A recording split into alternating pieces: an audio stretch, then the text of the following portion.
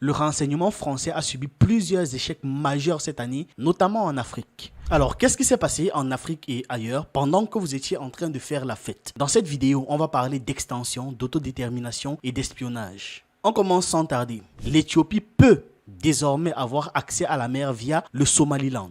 Après 3 décennies d'absence d'accès direct à la mer Rouge, ce qui est stratégique pour l'Éthiopie, le pays semble enfin voir une porte de sortie à ce problème très important. Un accord a été atteint entre les autorités éthiopiennes et du Somaliland, un état autoproclamé, sur l'accès au port. Mais avant qu'on ne continue cette vidéo, pour les nouveaux sur cette chaîne, on parle de culture africaine, d'histoire, d'actualité et on s'édifie sur un ensemble de choses qui nous permettent d'anticiper et d'être prêts à toute éventualité. Et notre équipe offre des services de graphisme et d'animation 2D et 3D ainsi que de montage vidéo. Au besoin, contactez-nous à ce numéro, des informations complémentaires sont en description. Addis Abeba peut obtenir l'accès à la mer Rouge grâce à un mémorandum signé à Addis Abeba avec les dirigeants du Somaliland. Un communiqué sur la signature des accords historiques a été publié ce 1er janvier par le bureau du Premier ministre éthiopien. Le bureau du Premier ministre éthiopien Abiy Ahmed indique que, et je cite, le mémorandum de compréhension servira de cadre pour un partenariat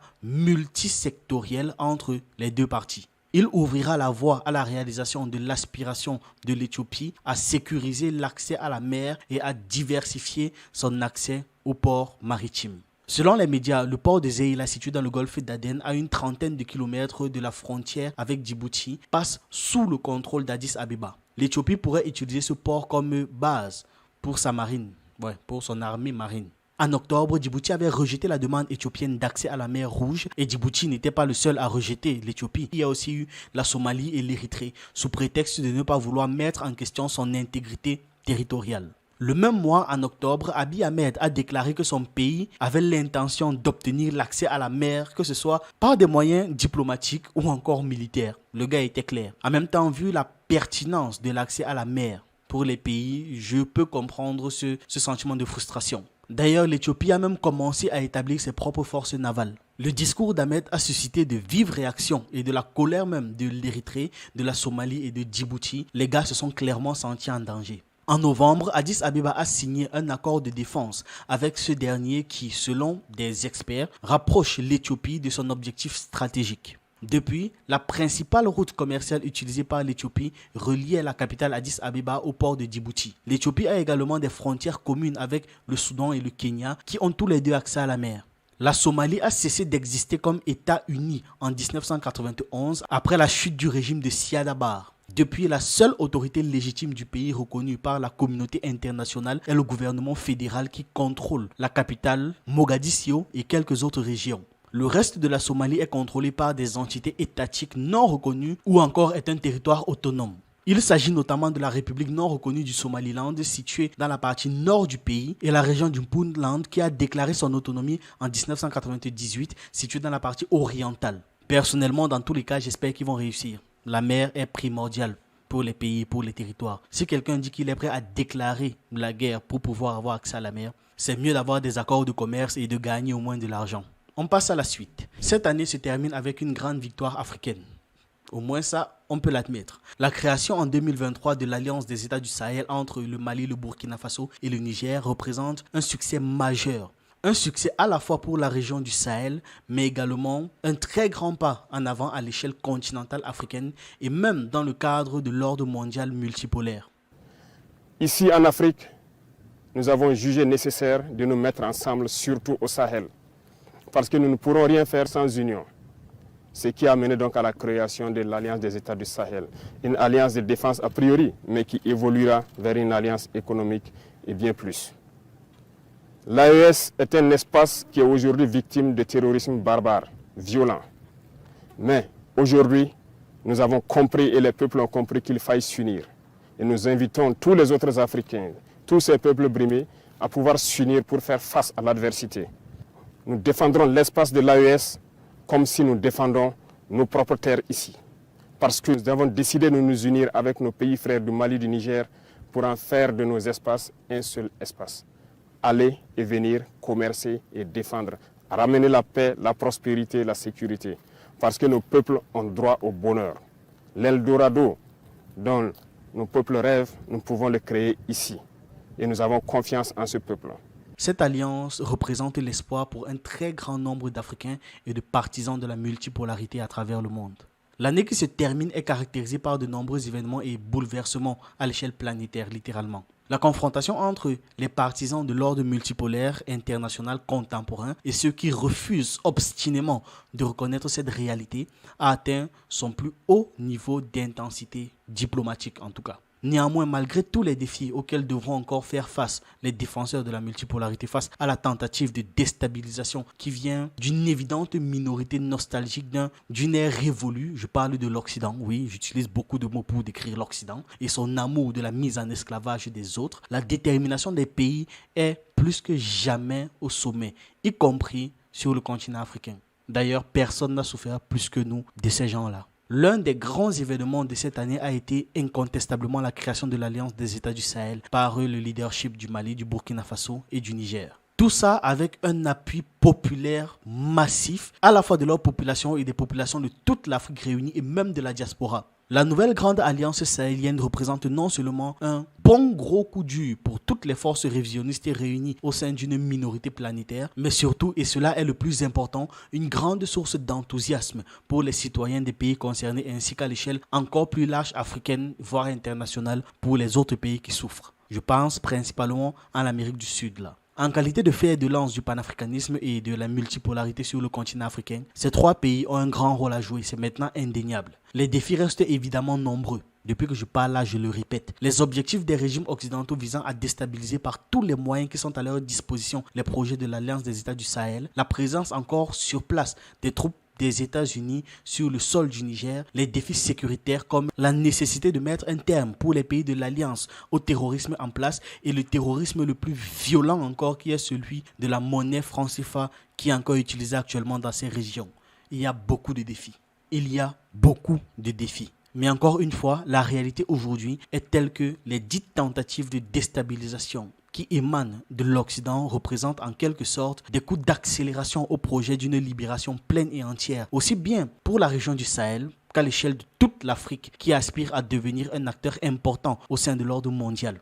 Oui, on veut être un pôle décisif, contemporain et post-occidental. Dans ce mouvement donc, chaque nouvelle avancée, y compris les victoires militaires contre les éléments à la solde de l'Occident, à l'exemple de la libération récente de la ville malienne stratégique de Kidal après de longues années d'occupation, chaque victoire sera non seulement célébrée, mais surtout représentera un pas de plus pour atteindre les objectifs nécessaires pour une libération pleine, entière et totale de l'Afrique. L'Alliance des États du Sahel est finalement le résultat d'un rêve, on va dire ça comme ça, longtemps entretenu par des millions d'Africains qui aspirent à une véritable indépendance et souveraineté. Tout cela dans un cadre, je vais le dire, panafricain et d'un ordre mondial plus juste. Je vais utiliser le terme panafricain simplement pour que tout le monde puisse comprendre. Mais là, je pense à autre chose. Ce rêve est en train de devenir une réalité, mais il est important de ne pas se limiter aux réalisations obtenues et de poursuivre le chemin tracé par nos ancêtres qui inspirent plus que jamais leurs descendants, qui à la longue vont eux-mêmes devenir de grandes sources d'inspiration supplémentaires à la nouvelle génération d'Africains à travers le monde. Ce chemin sera certainement semé d'embûches, mais on a vu pire, on a traversé pire. Les ennemis du progrès sont là, on sait. Là, je parle de l'OTAN, de l'Occident et de tous ses alliés. Ils sont là, ils sont plus que jamais au taquet. Ils disposent d'une somme de moyens colossales pour nuire à ces pays et pour nuire aux différents projets de ces pays. Donc, le chemin sera long. C'est une très longue bataille qui va démarrer là. Mais ils vont réussir. On va réussir étape par étape, pas à pas. Et on va frapper là où ça leur fait mal. Et on va se libérer de toutes leurs illusions du passé. Je dis bien toutes leurs illusions. L'avenir est multipolaire et post-occidental. Cet avenir se construit déjà en ce moment, au moment même où vous êtes en train de regarder cette vidéo. Et on doit être conscient que l'Afrique a beaucoup à apporter à cet avenir commun des peuples qui ont largement compris comment se construira la nouvelle architecture mondiale. De toute façon, sans l'Afrique, on n'ira pas très loin. Il est donc nécessaire que les Africains prennent conscience de leur importance dans l'échiquier mondial. Alors, dernière information, on va dire ça comme ça, de la vidéo. Le président français Emmanuel Macron a démis de ses fonctions le chef de la DGSE Bernard Emié. Le renseignement français a subi plusieurs échecs majeurs cette année, notamment en Afrique. Cela concerne particulièrement les pays que la France a été contrainte de quitter, tandis que la Russie, au contraire, étend sa présence sur le continent et devient un partenaire de choix, devient même un partenaire réclamé en Afrique. Bernard Hémier dirigeait le renseignement français depuis 2017. Son prédécesseur, Jean-Pierre Palasset, avait également été licencié par Macron après des critiques sévères. Macron disait de lui qu'il avait un manque total de professionnalisme. Macron était furieux que ce Palasset n'ait pas réussi à organiser le travail en Russie et en Ukraine, faute de quoi le président français était insuffisamment informé, notamment lors du soi-disant processus de Normandie. Mais en fait, ce n'était pas ça le problème. Le renseignement français ne disposait ni d'un réseau d'agents à Moscou, ni de la capacité d'analyser les informations. Maintenant, pour Hémier, le dernier avertissement a été donné il y a quelques jours lorsque 4 agents de la DGSE ont été arrêtés au Burkina Faso. Je pense que vous avez entendu parler de ça. Paris nie évidemment toute implication des détenus dans le renseignement. Ils ont dit que ce sont des spécialistes techniques. Mais l'évacuation simultanée de 24 citoyens français de Burkina Faso qui a suivi cette arrestation indique clairement la destruction d'un réseau d'espionnage. Oui, c'est un fait. Dans le jargon d'espionnage, ils appellent ça l'évacuation. De plus, les Français ont complètement quitté le Niger voisin. Mais la situation s'est compliquée pour Hémier depuis cet été. Des articles sur la possible démission ont commencé à paraître dans la presse en raison de la série de coups d'État en Afrique et de la réorientation des pays francophones du continent vers la Russie pour les partenariats économiques et les partenariats de défense. Le résultat assez immédiat de cette tendance a été l'affaiblissement massif du système de la France-Afrique en Afrique. Pour Paris, il s'agit d'une catastrophe géopolitique majeure. Le système post-colonial en Afrique est un élément important de l'État français. C'est l'élément qui permet à la France de tenir et de survivre encore aujourd'hui. La France ne peut rien faire sans les États post-coloniaux d'Afrique. La prise de conscience à Paris de ce qui se passe en Afrique n'est pas encore totale, mais le chef du renseignement de la DGSE est la première victime de l'échec de la France en termes de géopolitique dans le monde. Hémier, comme son prédécesseur, n'informait pas suffisamment, selon Macron. Alors, c'est probablement vrai que ces gars n'informaient pas suffisamment, mais le chef du renseignement n'est pas la première cause du retrait de la France du Sahel. C'est la volonté des dirigeants et de la population de voir la France dégagée. En dépit des ressources importantes et de la disposition de la DGSE en Afrique, le renseignement français a non seulement ignoré la volonté de puissance des pays africains, mais aussi ils ont ignoré l'arrivée de la Russie sur le continent, sans parler des processus profonds qui se déroulaient dans les pays de cette région. Mais avant tout ça, il y avait une explosion profonde de la nécessité, du besoin de se libérer, provoquée par une politique post-coloniale globale et le mépris des dirigeants occidentaux envers l'Afrique et ses habitants. C'était de trop.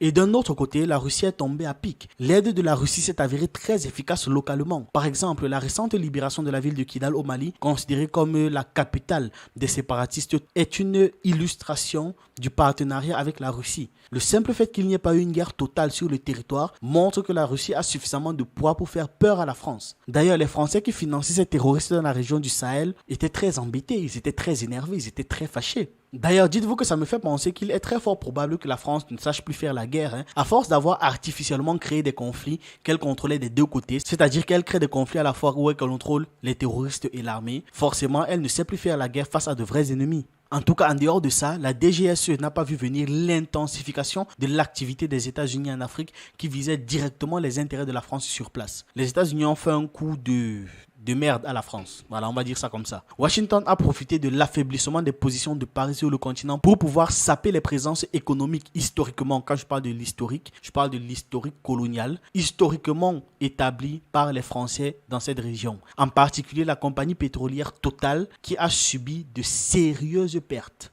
Je n'ai pas les chiffres exacts, mais dites-vous que c'est colossal, suffisamment colossal pour qu'un grand nombre de milliardaires français se réunissent. Il y a aussi eu la perte de mines d'uranium au Mali et au Niger qui ont remis en question tout le système énergétique de la France. Une autre histoire désagréable liée à Bernard Hémier concerne la négociation secrète au Liban. Le chef du renseignement français est personnellement arrivé à Beyrouth où il a tenté de contrôler manuellement le gouvernement libanais et d'organiser des négociations avec le Hezbollah. Hémier avait auparavant été ambassadeur en Jordanie et au Liban, bien que sa spécialisation diplomatique initiale concerne précisément les pays de l'Afrique du Sahel.